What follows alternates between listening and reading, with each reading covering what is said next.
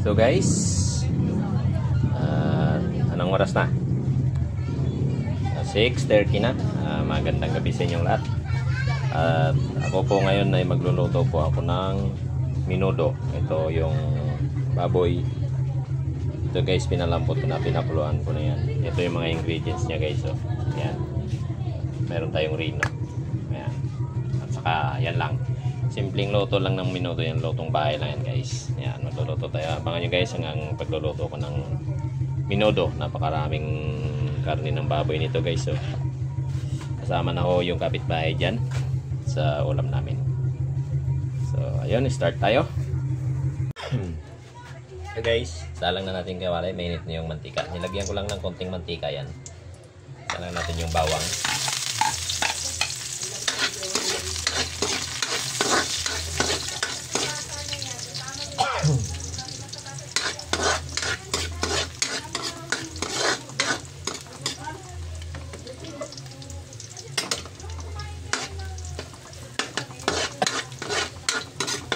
Lagay na rin natin yung sibuyas natin guys.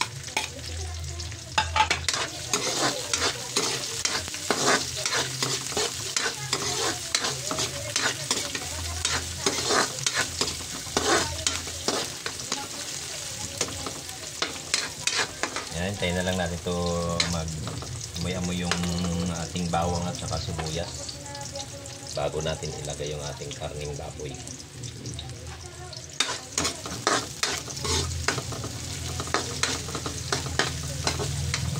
Yan, okay siya guys. Ilalagay na natin yung ating karning baboy. Dami nito guys. Oh.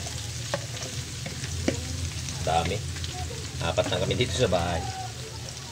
At siyempre guys, pamahagi natin yung iba doon sa ating kapitbahay.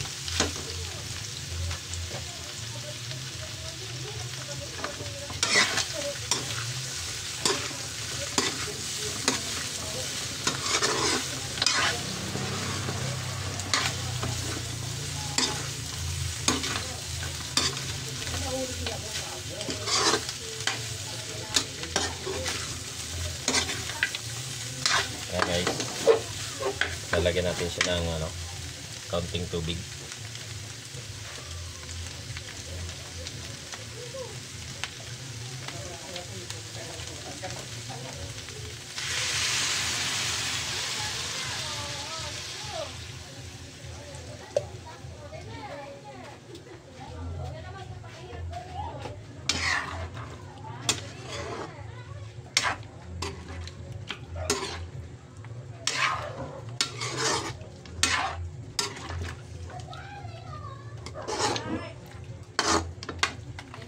So ito guys, hintayin na lang natin siyang kumulo. Malambot na rin naman kasi yung karne natin. Hintayin na lang natin siyang kumulo bago natin ilagay yung ibang ingredients.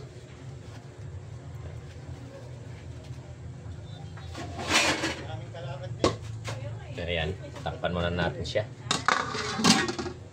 Wow, ang init. Guys, lagyan na natin ng paminta. Ayan. Lagyan na rin natin ng cubes. Yun, yung cubes na lang ang magpa-plasat guys. Tapos mamaya matakan na lang natin siya ng patis. Tapos lagyan natin yung sauce. Ito namin kukunin mo, hindi naman sinabi sa amin yung explain. Sabi kasi sa amin doon. Sabi sa amin sa amin doon, pag-order mo ng ingredients. So ayun guys, medyo palusawin natin ng konti yung nilagay natin cubes para lumasa. Baka saka natin ilagay yung mga ibang ingredients.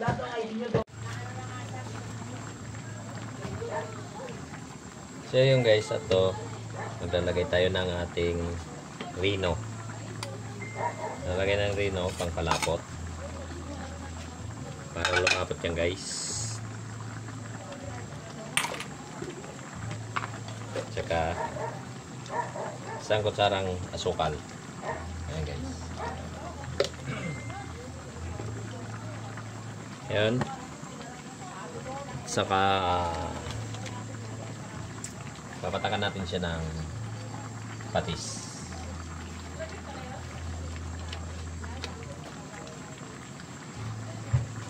ayun. At haluin muna natin para malusaw yung ating rino.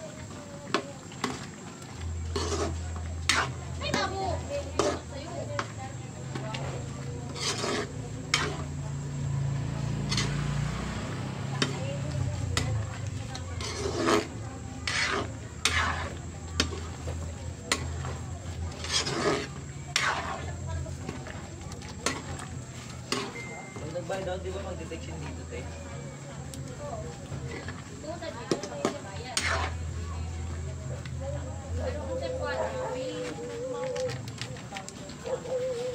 Ano gawin sa exam? Hindi mo kasi exam permit. Ito dito, te. Ano yan? Pinag-buy na. Pinag-buy na. Guys, lagay na rin natin yung ating tomato paste.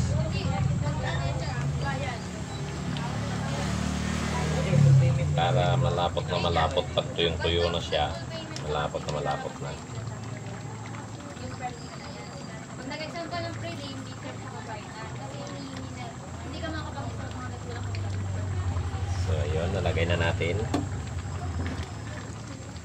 Haluin natin siya para Pagka wala pong permit, magano yung kulay niya.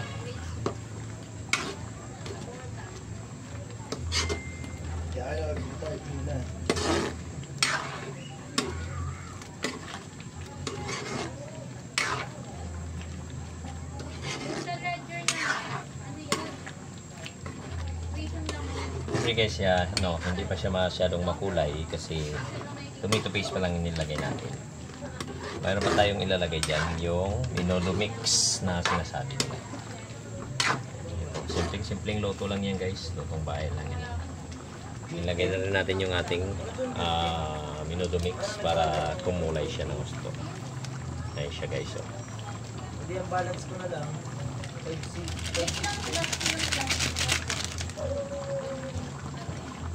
Haluin na lang natin siya guys at saka patuyuin.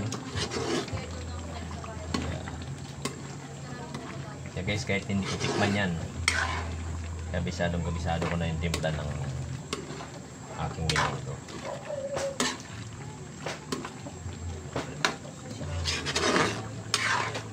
Nagulo ko. Kasi ikaw na nga, hindi ko makita yung screen. Screen nila. Makita siguro TV namin. Diba? Kumulay na siya guys. So ngayon, patuyuin na lang natin ng konti. Saka natin ilagay yung ating bell pepper.